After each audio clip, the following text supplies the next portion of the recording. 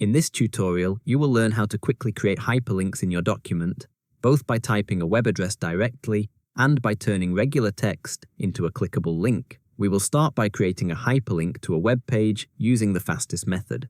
To do this, simply type the address of an existing website, such as www.google.com,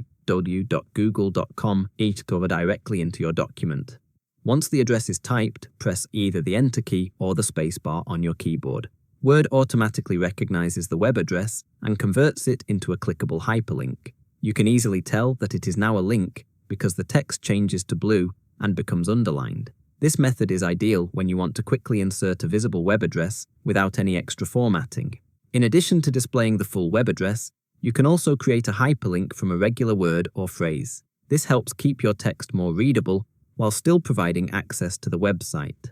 To do this, first select the text you want to turn into a hyperlink by highlighting it. In this example, the word Google is selected. Once the text is highlighted, navigate to the Insert tab in the ribbon.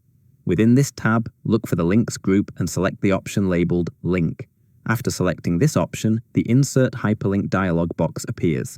In this window, type or paste the web address into the address box.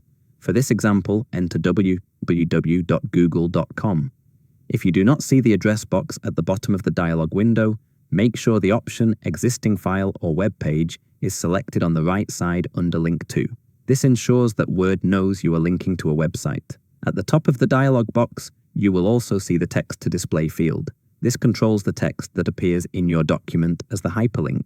By default, it uses the text you originally selected, but you can change it if you want. For example, if you do not want the word Google to appear as the link text, you can change it to another word such as search.